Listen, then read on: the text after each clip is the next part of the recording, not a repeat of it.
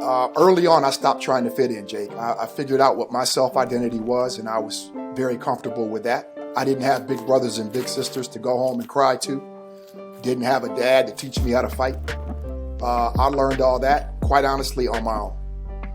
And that's not to pat myself on the back or anything of that nature, but I established who I wanted to be and who I was very early in life. And it was critical experiences. Walking home by yourself, being in some bad neighborhoods, sometimes living in the projects. I figured out who I wanted to be really early. Oftentimes, I'll speak very, very clearly. I was the only black kid in class. That had its challenges back in the 70s. I had to handle my business early in life. But before I went to Nike, I was at Pepsi Cola, and I thought life was good. I had a good career. I enjoyed my job. Got a call from a search firm one evening. It said Nike was looking for a regional sales manager in the golf division. They had just brought Tiger Woods on as an athlete. The real story was they had no black employees. So, and specifically the golf division. I mean, they had, Sure. I think I was the first black employee in the golf division. So they gave me a call and said, hey, look, we know we're kind of struggling with diversity. We checked you out. We want to fly you out. By the time I got back home from Portland, I was living in Chicago. We had answering machines then. They were asking for references. So I completed that task, and literally a day later, they offered me the job. So it really was a whirlwind. It all happened in about 2 days. To this day, I don't know who recommended me for that job. They called Pepsi looking for someone else. That person recommended me. They didn't want the job. To this day, I don't know who it was. They wouldn't tell me. So yeah, I made the move. The culture at Nike over 20 years ebbed and flowed. At times, it was nothing but a wood chipper, man. I'm telling you, you are in a culture that can be very cutthroat. They're number one since 1972 for a reason. They can demand some of the best talent in the world.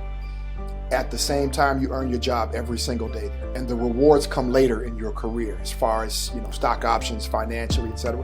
But you go through a grind, and I loved it. And part of it was that athlete mentality, that warrior mentality that we talked about. All right, welcome everyone to another episode of the Jake Dunlap Show. We are very excited that you joined us. If you haven't tuned in, this is the show where we talk to celebrities, thought, and industry leaders to really discover their journey to success. I am super excited that you're joining us. This show is like no other. I can promise you that. You might laugh, you might cry, but you will definitely leave inspired and gain a whole new level of insight into those people that you follow, love, and admire. All right, welcome everyone to another episode of the Jake Dunlap Show. And this is a first for us. Two guests that I think are doing they've done some amazing things in their lives, and now they've come together to do something really amazing for all of us and the greater, we'll call it greater good for everyone. One of these guests is the CEO of a purpose-driven company that is ranked in the top 500 African-American-owned companies and is the third largest minority-owned company in the state of Arizona. That's pretty extensive. And he's been doing it for a while, so he's been. He'll tell you about. So it doesn't count. his story. Outside of the business, he's very involved in nonprofit work. Our other guest is a former 20-year Nike exec, also MBA, who's covered Nike's largest region globally, covering 2.3 billion in annual revenue. He's also a former college professor, as well as the owner of his own consulting firm. Now, together, they developed The Conscious Vibe, which has gained popularity for its multifaceted conversations around race, politics, business, culture, other stuff that they think is fun or worth us knowing about, all with the intention of driving forward compelling stories and building sustainable intellectual capital. Please join me in welcoming the conduits to critical conversations that benefit the greater good, Mr. Charles Mitchell and Dr. Daryl Jones, a.k.a. DJ Doc. Gentlemen, thank you. Welcome to the show. Thank you, Jake. We appreciate it. Glad to be here. Excited. Thank you very much, Jake. Good to be here. There you go. DJ, did you like that? I snuck it in. at the You missed the DJ the Doc, but the DJ the Doc. Okay. Your effort was Don't made. worry. There definitely will be links for everyone. All right, man. Not to his No side problem. thing, but we will find it if it's out there. You got it, my man. So look, I want to jump in soon to kind of what you guys are doing now together, because I think there's just a lot of really cool, interesting things that you all are, have collaborated to build outside of your kind of coming together your own very successful careers. And so on this show, we like to start with, the initial stories. And so I think, what would be great is, DJ, maybe if you want to jump off, maybe talk a little bit about, for you, growing up in Battle Creek, Michigan, go to Michigan State, DePaul, then you jump in, amazing career at Nike. Maybe just talk just a little bit about, early DJ, what was it like growing up in Battle Creek? What are some of those early memories you have about, the drive that you got and, kind of career at Michigan State and DePaul, prior to your big career at Nike? Sure. So I'll do a brief walkthrough, Jake. I was born in Battle Creek, Michigan, home of Kellogg's, and lived in 5 different states before 5th grade. 6th through 12th grade ended up back in Battle Creek, Michigan, and then did undergrad at Michigan State, as you mentioned. Sport was always critical for me, and growing up it was track, football, baseball, period. And laid a great foundation for me for leadership, discipline, hard work, something we talked about in the pre-conversation, warrior mindset, not making excuses for yourself or anybody else, and leading. So that was great. We had our cousin on our show, Charles and I, and my cousin and I were talking about growing up, Jake, and one of the things that we had to be really open about was one of our family members who inflicted some terror on other family members. And I'm very thankful that my mom and my grandmother kept me out of that fray and allowed me to flourish in a way that a kid should flourish. So I had a great childhood. I wouldn't change anything about my childhood. I moved a lot as a kid, but I still had a solid foundation, and my mom and grandmother were really critical on that. My father, I saw about 5 times in my life. Unfortunately, he developed a heroin addiction in college after he had me, but intermittent interaction with him after that. But I have no complaints about my childhood growing up in Battle Creek and spending it with my mom and grandmother. Where do you feel like again, that warrior mindset, or that, again, moving 5 times, that can do a lot? Where do you feel like, you said you had the solid foundation? Are there things that you kind of remember, or instances where you feel like, again, there's that kind of victim mindset, or that, man, I'm a victim of my circumstance, and hey, things have happened to me, or, around me. Do you remember, kind of think back to, like you said, sports definitely being a part of that? Were there other kind of things that you remember early on about helping to instill that foundation? There were, Jake, and it was always being the new kid. Like I said, 5 different states before 5th grade, but, sometimes 3 different moves within a city. And I was the new kid, it felt like almost every year, and in some cases twice a year. So early on, I stopped trying to fit in, Jake. I figured out what my self-identity was, and I was very comfortable with that. I didn't have big brothers and big sisters to go home and cry to. Didn't have a dad to teach me how to fight. I learned all that, quite honestly, on my own. And that's not to pat myself on the back or anything of that nature, but I established who I wanted to be and who I was very early in life. And it was critical experiences. Walking home by yourself and being in some bad neighborhoods and sometimes living in the projects. I figured out who I wanted to be really early. Oftentimes, I'll speak very, very clearly, I was the only black kid in class. That had its challenges back in the 70s. And I can imagine. To this day, I have a strong, strong disdain for bullies. And I had to handle my business early in life. Just put it that way. So, yeah, but it's always a journey. And again, there's not 1 ounce of it, Jake, that I regret. It all made me who I am. Sure. So. Yeah, we never know the opportunity cost.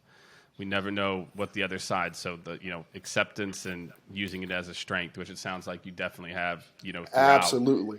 And again, and I think for a lot of when certain situations, it can be easy to not develop a chip, but develop a resentment, toward it. Mm-hmm. And sometimes I feel like I see people go that path where they don't use it as fuel versus resentment. And Absolutely I think that's right, definitely, Jake. you can kind of hear it in your passion and what you guys are up to now as a part of that. And so, Charles, what about you, man? So for those of you who aren't familiar with kind of your background, tell us a little bit about you and your rise as well too.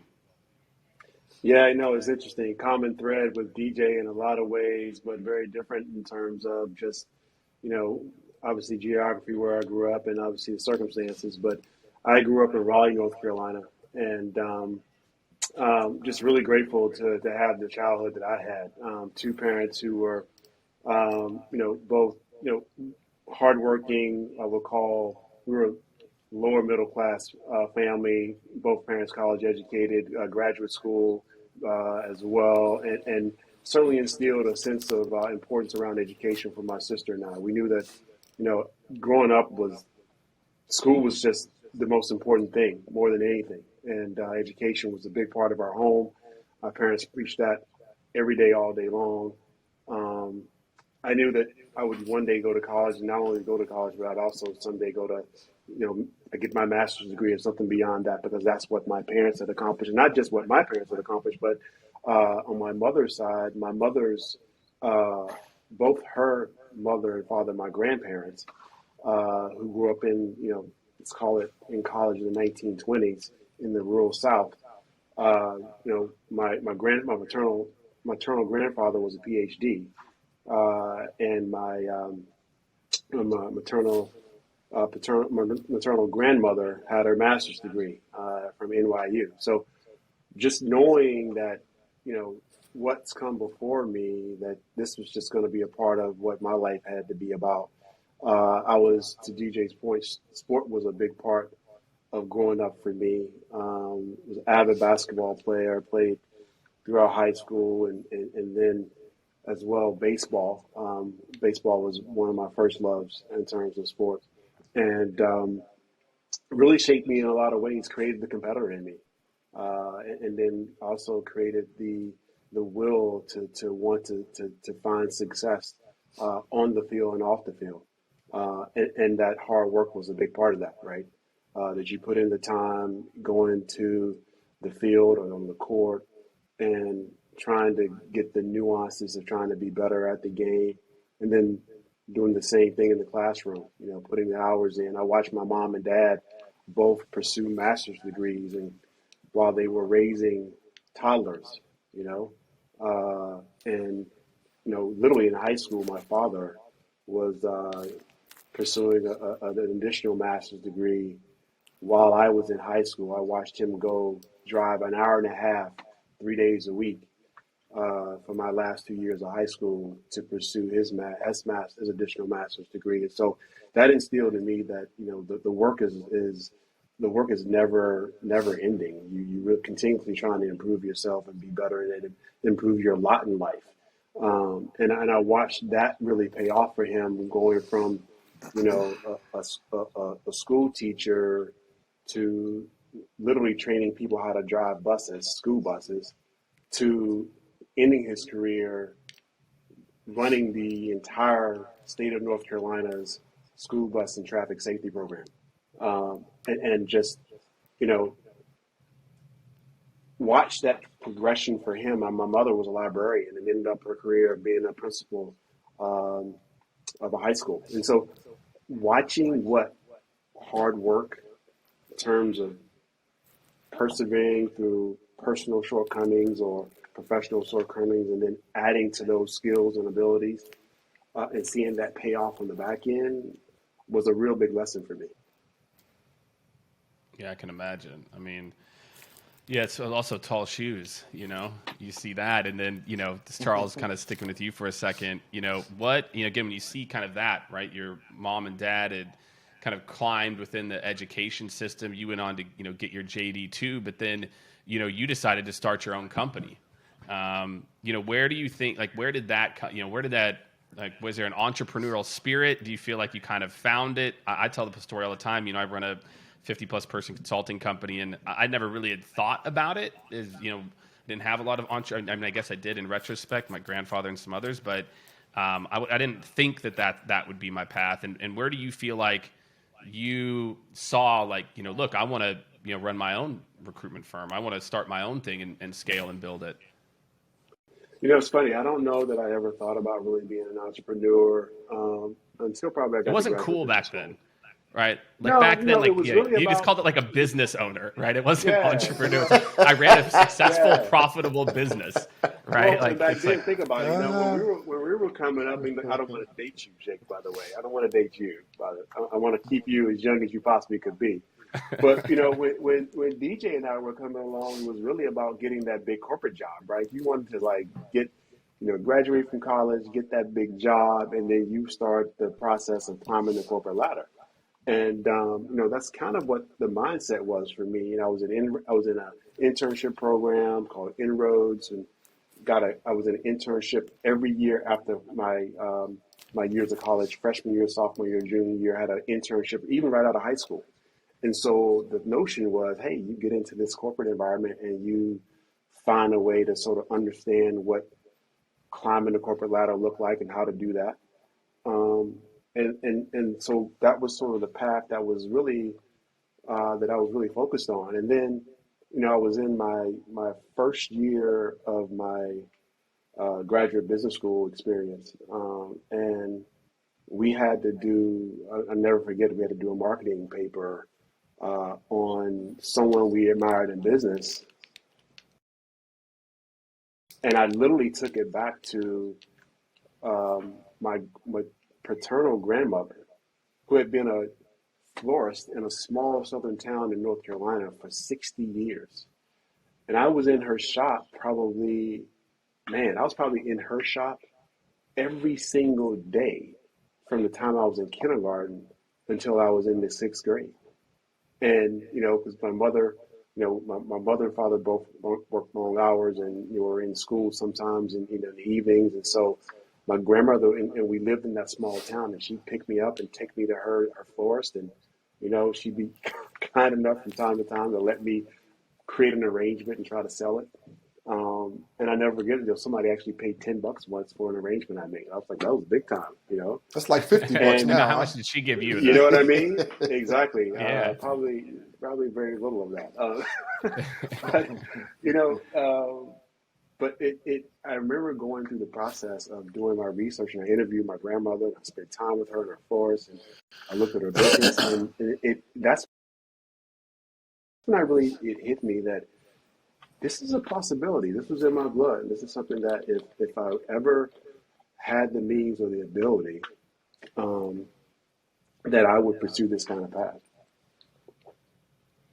Yeah, and I think we all have those kind of moments, and it's kind of interesting. I'm a young father I've got a 7 and a 4-year-old, and so they're kind of at that age now where I think a lot about those moments of they're watching 24/7.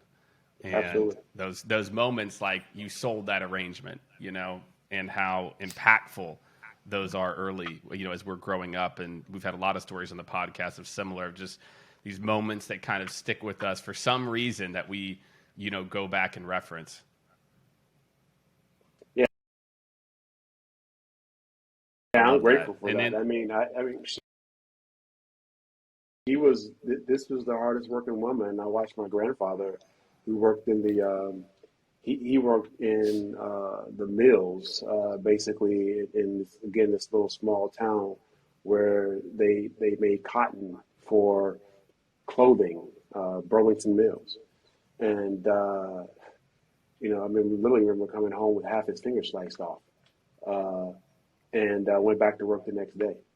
So that's the kind of ethic around work, and wanting to understanding the importance of being a part of the process and not wanting, part of it's probably also not wanting to lose your job. But, it goes back in those days, you lose your job, somebody else will take it if you don't show up. But he had it in him and knew that it was important to him and his family for him to be at work every single day.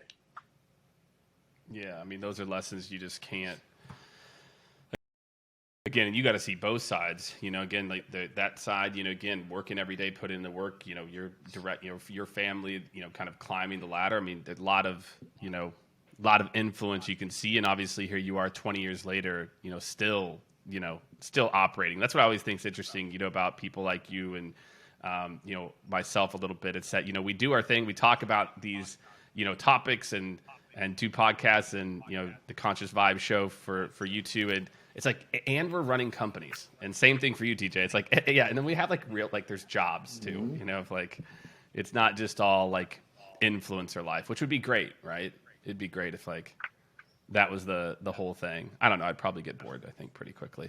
And so DJ, what about you? So obviously, man, you out of school, again, Michigan State, DePaul, doctorate, but then, really long, successful career at Nike, just under, 20 years, ran sales for the Rio Olympics. That had to be wild. And just did a lot of crazy, like amazing things with your career. What was like that climb like for you? What are some of the things that stand out to you, and, over that run? Yeah, Jake. Well, before I went to Nike, I was at Pepsi Cola. And, I thought life was good. I had a good career. I enjoyed my job. And got a call from a search firm one evening. It said Nike was looking for a regional sales manager in the golf division. They had just brought Tiger Woods on as an athlete. And I think the real story was they had no black employees. So, yeah, it's that wasn't really a good Portland, look, right? Portland, So, Oregon, yeah. or like right outside. Then it's like, yeah, and specifically the golf division. They had. Sure. I think I was the first black employee in the golf division. So they gave me a call and said, "Hey, look, we know we're kind of struggling with diversity. We checked you out. We want to fly you out."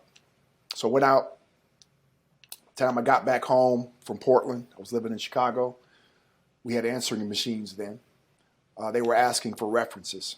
So I completed that task, and literally a day later, they offered me the job. So it really was a whirlwind. It all happened in about 2 days. And I tell Charles this story is that to this day, I don't know who recommended me for that job. They called Pepsi looking for someone else. That person recommended me. They didn't want the job. And to this day, I don't know who it was. They wouldn't tell me. So I know it was someone who I was working with and someone who obviously I had made some impression with. But so yeah, I made the move. The culture at Nike over 20 years ebbed and flowed. At times, it was nothing but a wood chipper, man. I'm telling you, you are in a culture that can be very cutthroat. They're number one since 1972 for a reason. They can demand some of the best talent in the world. At the same time, you earn your job every single day there.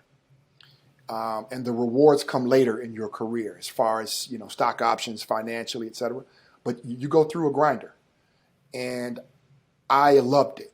And part of it was that athlete mentality, that warrior mentality that we talked about.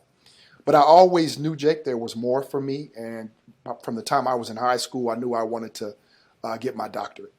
And specifically, I was thinking about psychology at that point in time. So I wanted to kind of mesh business and psychology. So I ended up getting my doctorate in social science from Case Western in Cleveland, Ohio. And my focus was organizational crisis. So I created curriculum in the classes that I taught in college at University of Oregon and then Pacific University. And then eventually, when I moved here, started doing some consulting in that zone as well. So, the highlights for me were really those times of crisis when we still had to be problem solvers and leaders. And, being able to come out of that. And, something that I also saw in one of your podcasts I thought was really, really good. You were kind of solo talking about the importance of developing your team. And for me, that is extremely critical. It can't be about you all the time. You have to focus on skill sets, focus on what you need for the job, and not get overly enamored with personalities and dynamic attitude. What job do I need done? And that's what you're hiring for. Now, you want people who have a little bit of a runway, obviously, but I always took that approach. And at some point, you have to realize, man, you know what? I can't do this without a team. And that's one of the things that Nike also cultivates as well. So, yeah, it's a. I mean, and I'm sure you've got a lot of stories too, Charles. You know, your early days of growing and scaling. I think a lot of times, whether it's you're advancing the ranks as a leader within a company, or an entrepreneur, or paving your own path, or you're owning your own company, it gets really hard. I had one of those days today where I think about some of the things you just said, and it's I think as when you're growing, it can always be difficult to think about that team environment. Absolutely at times right. where it's like LeBron or Kobe or MJ, whoever you think's the greatest of all time. I won't get into that. They could take it over whenever, but they still had to have those guys. They're still Scotty. We don't want to have that conversation. We beat that one up too hard, a lot. We won't get into that too much, especially this time of year. So how did you two guys get together? What was it that you're running your own company now too? Successful corporate career, then going to teaching. Successful at that, doing that for a while. Both of you running your own company. Both of you within 3 minutes of each other now. I wish I'd have known that. We could maybe we'll record like a follow-up fun episode next time I'm in Phoenix. That'd be fun. I'm there quite a bit. So how did you two guys get together? We have a mutual fraternity brother. Yeah, well, I'll tell you how we got together, but I'll let Charles tell the podcast story. But we have a mutual fraternity brother. Charles and I are both members of Kappa Alpha Psi Phi Nu Pi. And we have a mutual fraternity brother who kept saying, you guys need to meet. You guys need to meet. So finally I moved here. And I'll be honest with you, Jake, I was asleep one night. And I got a call from that fraternity brother who said, hey, man, I'm over Charles's house. You need to come meet this guy. I said, man, I'm in bed. Hung the phone up. 5 minutes later, I woke up and said, you know what? I'm on my way. Jumped in the shower, went over, and it's been a joy ever since. I have a lot of love and respect for Charles. Very accomplished. He's felt like a brother from day one. And I love what we've been able to build and continue to build with the Conscious Five, but more importantly, our friendship. Yeah, the sentiments go exactly the same. I mean, DJ walked into my home, and I never forget Reg said, hey, this is brother in town who just moved here. Do you mind if I invite him over? I'm like, yeah, sure, have him come over. And he walked in, and the conversation's still going. I mean, I think that's just the way, when I think about how DJ and I got connected and started this dialogue that we continue to have through the Conscious Vibe, it's a continuous conversation that never gets old. And I think part of it is just the affection that we have for one another. Like, I knew when I met him that this was somebody I wanted to get to know a lot better and spend a lot more time with. And that's exactly what happened. We spent that evening together. We sat around the dinner table that night at my home, and with a bunch of other folks, we laughed and talked it up and just had great conversation. And then we took that conversation to my couch a few weeks later, or his backyard, the next week, or inviting a few other of our good friends over, and we're just chatting about circumstances of the day, situations that are happening in our lives. And the next thing you know, we've got COVID that comes up. Yeah. And then we've got this sort of my deck, DJ's patio, pick up some food. And it just turned into this thing where, literally I was at DJ's place one day, and he said, we should start a podcast. And, I'm a super sort of like, well-versed, know what's going on in the world. I know how everything is moving and what's the latest and greatest. And I'm sitting there going to myself like, what the hell is a podcast? And I'm like, in 2020. we should do a podcast. And DJ will be the first to tell you, I'm kind of like the guy who's not paying attention to anything, right? I'm moving, doing so many different things, and look, I'm saying that in jest, but part of it was that, the notion of a podcast just seemed so foreign to me in the moment. Sure. But then the more we talked about it, and the more I thought about it, I meant, wait a minute. The things we talk about, and I'll say this in the context of as Black men and the dialogue that we are having that we think are really topics that, everyone is interested in. And I don't mean just us as Black men, but certainly as we think about what's happening in our country, in the world, scale it on back to our communities. I don't know that we get the credit that we think about these things in what I would describe as, a very deep and fundamental way, and want to share that with others, right? And so I think that when we started having this dialogue about what we wanted to talk about and how we came up with the conscious vibe, that it just really was just this flow of, wait a minute, this is a really good conversation we're having. Let's take it out to others and share it with others. Yeah. And then it just became a life of its own because we started hearing other people's stories from all walks of life, right? That we can relate to, and then share with others and give a lot of inspiration. And then at the same time, learn a lot. I mean, I think the biggest thing that's come out of our podcast is that, for me at least, I've learned a ton about how others are impacting our little small world every single day, and caring for others, doing good work, flourishing, right? The things that we talk about that are so important for human connection and our ability to do well in life and have joy and happiness. I think it's just been amazing to be a part of this conversation.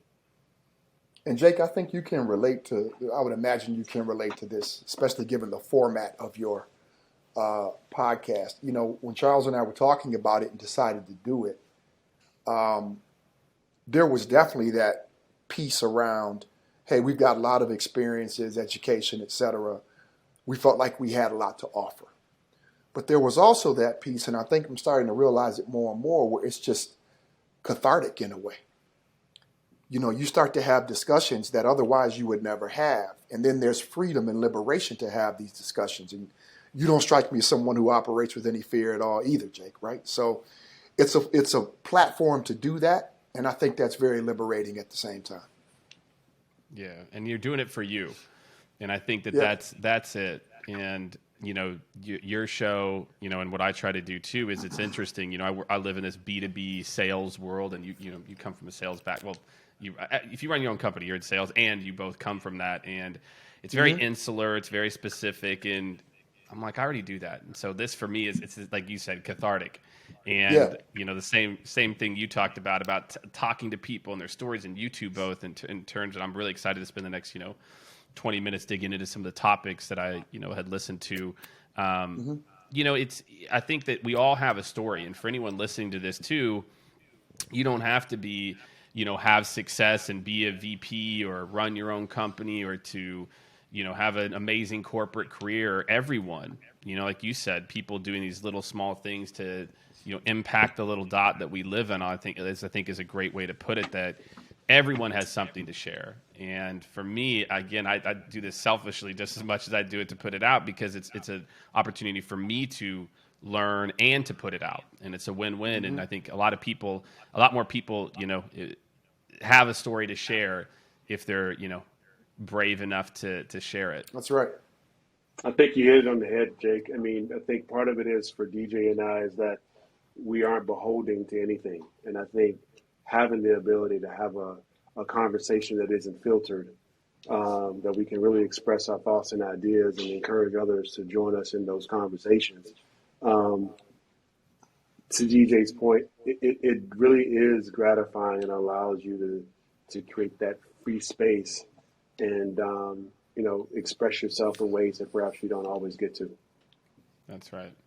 That's right. And so I want to talk about maybe some of the topics. And obviously, there's so much going on in our world right now. There's a million different things that we could cover.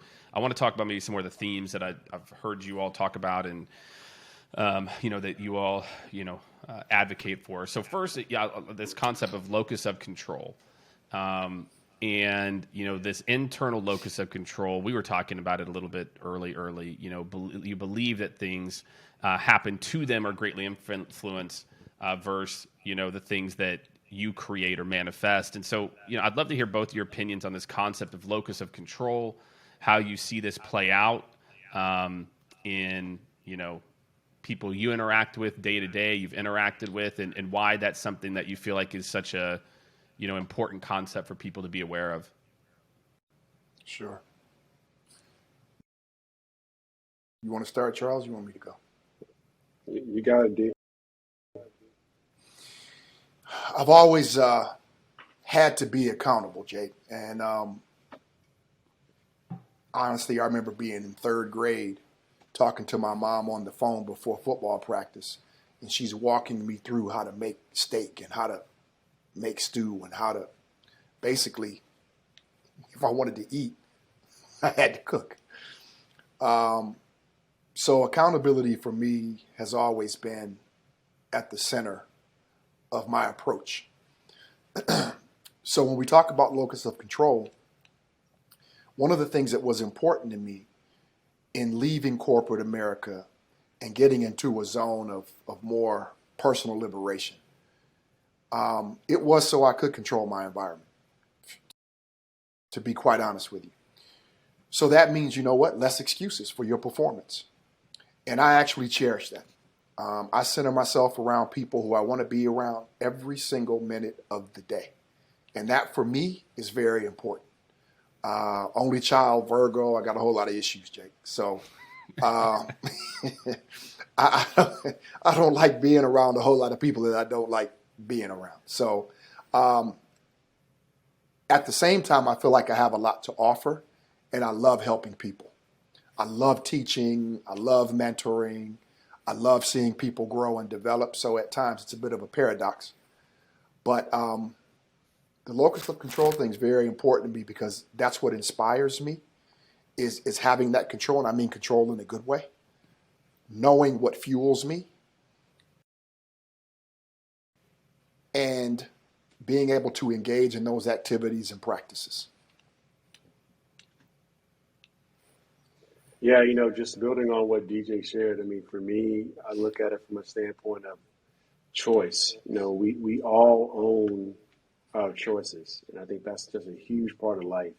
And, we talk about this all the time, choice being a superpower, that we have the ability, and look, there's some things in life that don't necessarily always go our way or certainly within our control, but the things you can control, particularly as you try to move forward and try to build and grow into who you want to become, all the intentions of the things you want to achieve, you control your effort, right? You control your attitude, and you control your belief system, right? The things that you believe, the things you tell yourself. And I think having a constitution around who you are and what you're about is super important. To DJ's point, understanding who you are and what you bring, what your value is, how you show up every day, and what people see when you show up, that they're going to get your best.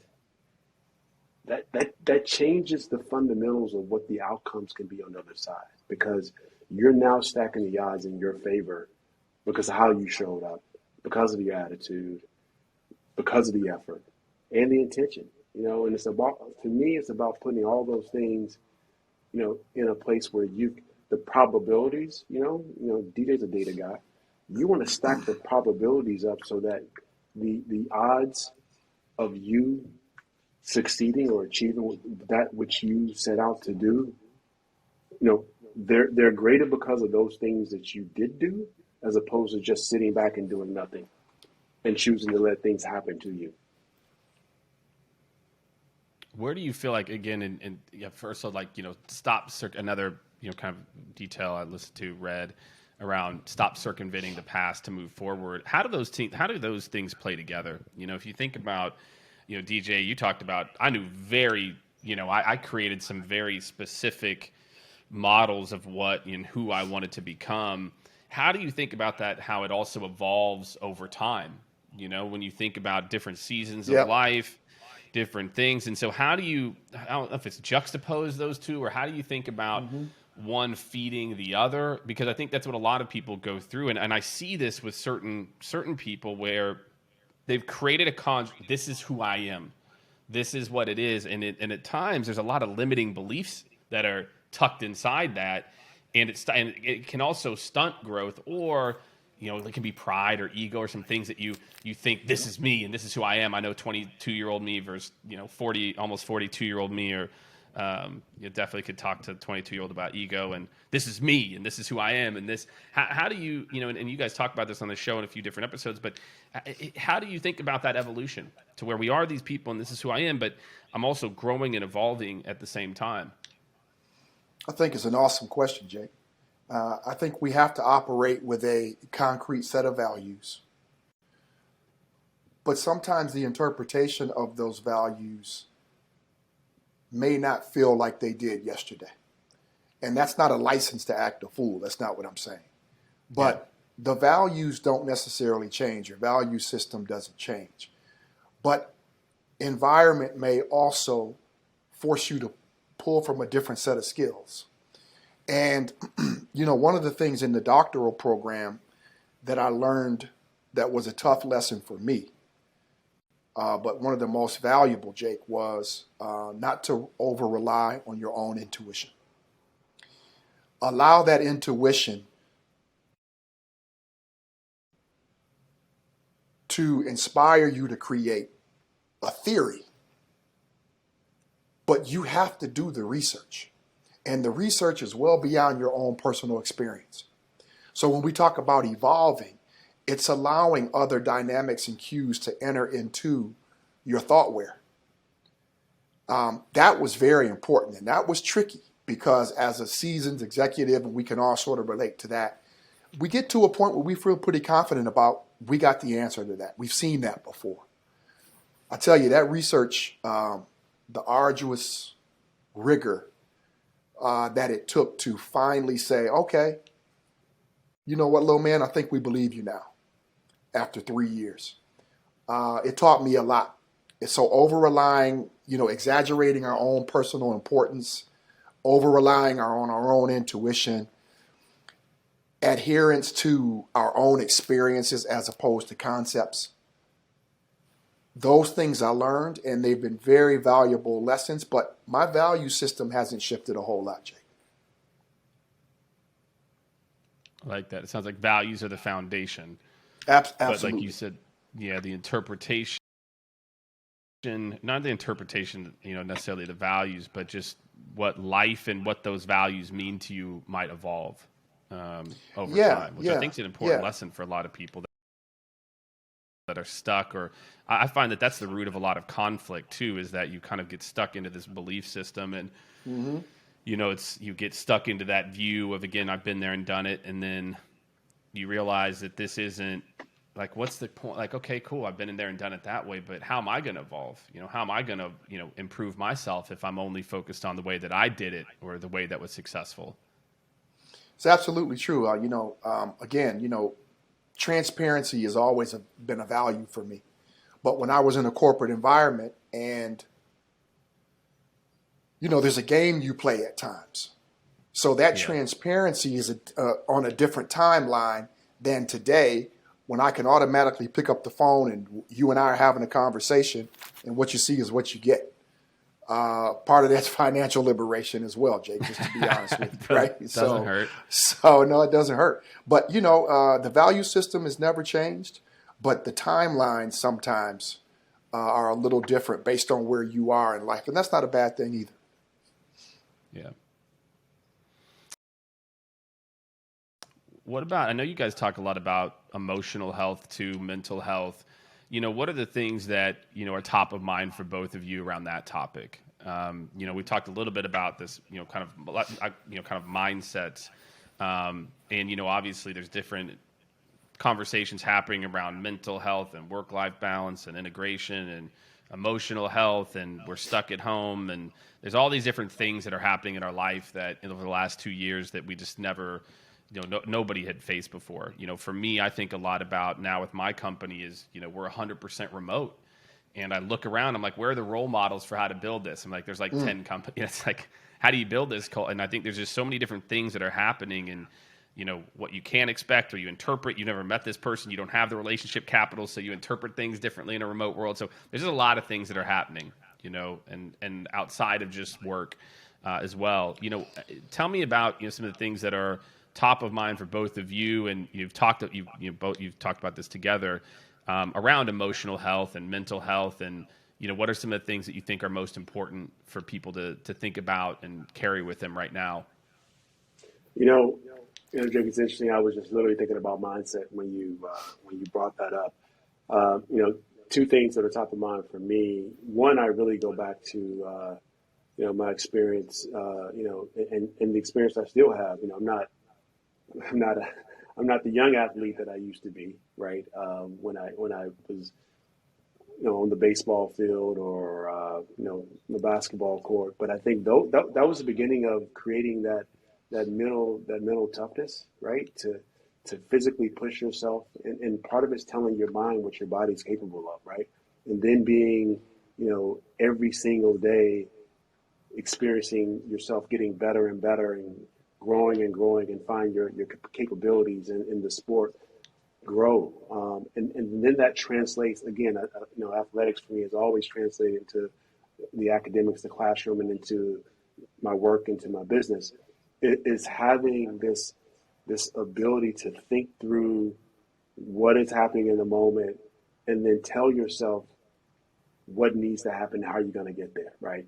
And to be very clear about that, and to have that next component, which is that mindset, right? One of the books I read years ago, Carol Dweck, her book called Mindset. And she talks about growth mindset and fixed mindset, and that growth mindset being that, we're open, that we're uncomfortable with ambiguity, we're uncomfortable with uncertainty, we have this strong situational awareness and a sense of, okay, this is what I need to do to be prepared, clarity, like all these things. We take ownership. We want to see other people grow, because when other people grow, it expands our universe and helps us be better also. We're not threatened by when people are having success and growing and developing, because we want that for them, because we know when we make others better, it helps us be better. Versus the contrary of a fixed mindset, believing that, this can only be the way things are. You can't change your intellect, you can't change your skills, can't change your abilities. And when you have this growth mindset, this is a thing to say all things are possible, but all things are possible. When you put, I always say, with intention, effort, and then grace behind it all, your ability to achieve anything is really limited to what your mind will believe, right? And so I think that's super important. I think a lot of what we deal with today is a lot of the things that we see people struggle with from a mental perspective is just this inability to get beyond what their mind tells them, as opposed to being able to tell your mind, this is who we are and what we are, as opposed to the other way around. And it's work. Yeah. I think it's work, and again, I think for me, and I think DJ may have a similar experience, is that having that experience in athletics as competitors, and knowing that when I push myself and put myself through the grinder to get to the other side, and the accomplishment that comes with it, like the gratification for that fuels you for the next thing and for the next thing, for the next thing. It keeps you going, right? And it keeps your mind sharp, and it keeps your mind focused and wanting more, quite frankly. I think that for those of you, and again, we're obviously going to link to the show, you talk about purpose-driven versus pleasure-driven life, and I think that this actually is very applicable here, that, I feel like when you kind of fall out of it, when you fall out of those disciplines, you start to chase the pleasure, the easy win, the alcohol or more Sure. food. And I've been guilty of those moments in my life too. And, the just going back to, when are you actually happy? Was it that, or was it when you were purpose-driven, focused, had discipline, had routines? I feel like there's the word routine Contributing is that, contributing. Yep. yeah, contributing. Yeah, Yep. that's great. I think routine for a lot of people is like shackles. It's like, oh, don't. It's like, no, it's actually very freeing. It's like, there's a lot of that, and I think I've definitely been through those moments in my life too. How do you guys? So we got to wrap up here in a couple minutes here. I actually have to jumpstart this back to, I guess it's 2 seasons now. I joined a men's league. And so I'm 41 now, and I didn't join the over 40 league, which was a mistake in retrospect. So I'm playing against, college kids and everything. So I've got that coming up here in like an hour. So it's good for wish you. me It's luck. good for you. It's great. Yeah, it is great, man. Yeah, It's so good. I you. played basketball all throughout high school and growing up too. And so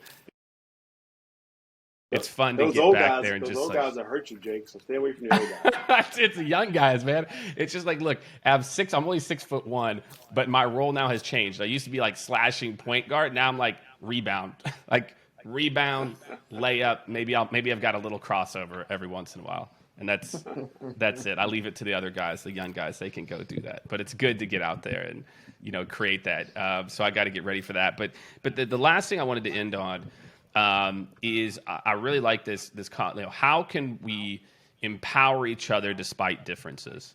And I know this isn't a small topic, but I do want to get both of your take on this. And it's something that I know you two have talked about. And I feel like in times like now, in particular, where there's just so much divisiveness and different things that are happening on, it seems like everything that's happening, right? There's sides. And, how do you guys think about that topic? Empowering each other despite differences. And for me, that just kind of jumped out when we were doing our prep of just, man, that's so relevant. And so I'd love to hear maybe, kind of both your takes on that statement / question and some tactical or things that you see people doing or that you do to empower, despite differences.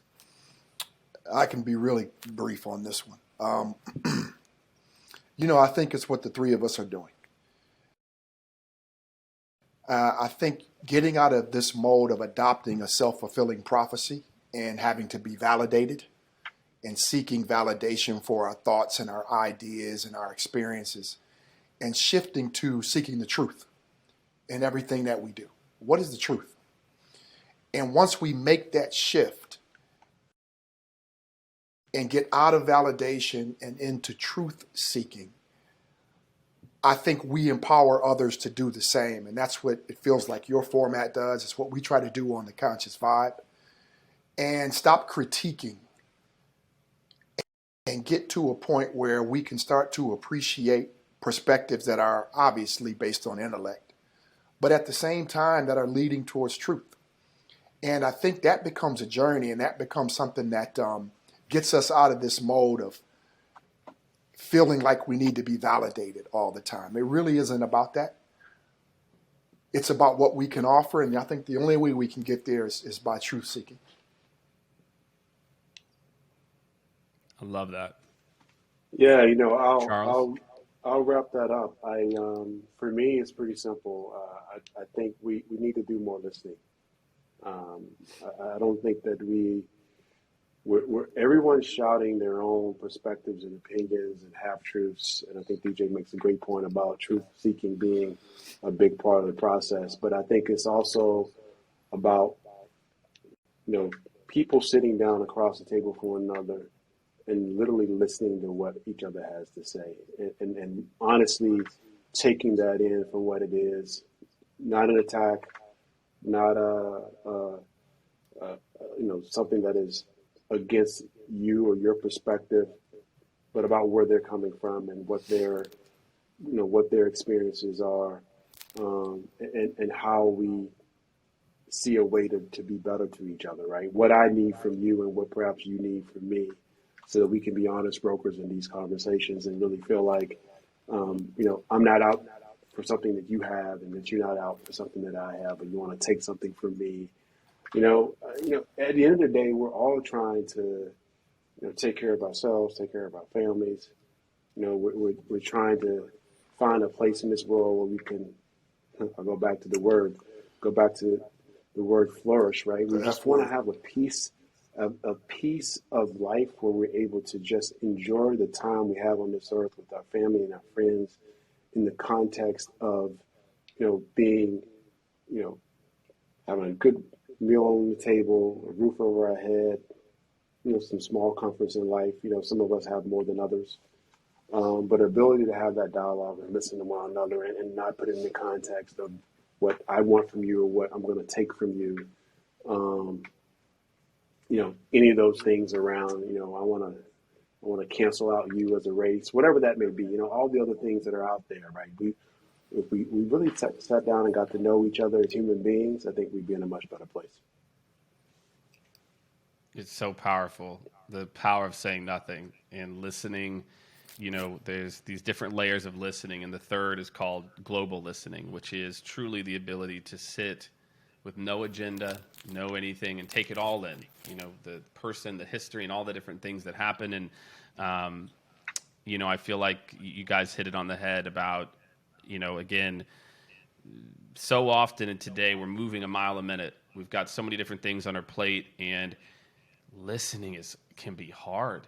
You've got this meeting and this meeting and this, and to be able to be present. And the interesting part is how many conflicts internally at a company or externally are due to not listening and taking a snap judgment and flipping it on someone and not really doing that global listening. And whatever context you're in, I think the advice that you two just dropped here throughout the show, I think will be valuable. But that last piece in particular, I was taking some notes down. I was like, yeah, I think that'll be the name of the show, like a version of that, because it's so true. So I appreciate it, guys. And so I just want to say a big thank you to you both. We'll put a link to the show. Go check these guys out. I mean, the show is great. That you can learn a lot more. They dive into a lot of topics. I tried to kind of cover a few, but I feel like we could have just spent the entire show going down one of these, but I feel like your backgrounds and, really how you got to want to advocate and talk about some of these things, I think is equally as important for people to hear. And so I'm glad we got a chance to tell those stories today. Well, Jake, we appreciate it. Thanks so much for the time.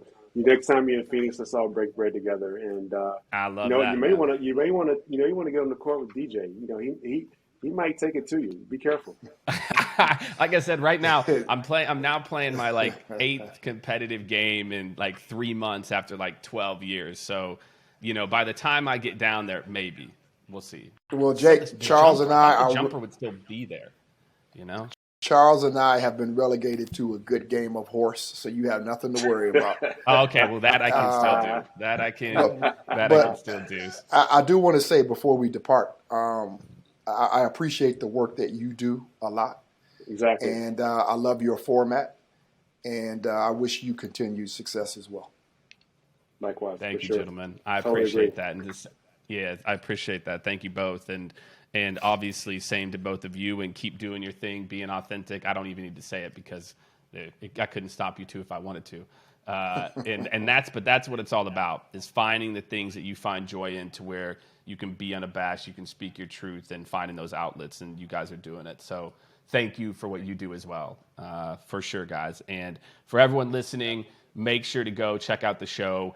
Like I said, we'll link. I am going to find DJ the Doc. I will find I will find it out there on the YouTube or something. So we'll link to that too, for fun.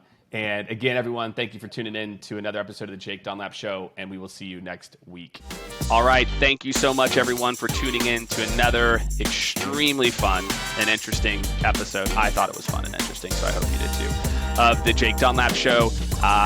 Really great, just breaking down everything that makes people who they are, the success, the trials and errors, and I hope that you enjoyed it as much as I did. Make sure to subscribe on your favorite platform, and make sure, more than anything, to go over to jakedunlap.com. That's where you're going to stay up to date on all the latest guests, additional details, prep notes. We're going to be sharing everything on jakedunlap.com. So go ahead, go over there. You can subscribe there as well too, and we will see you next week on the Jake Dunlap Show.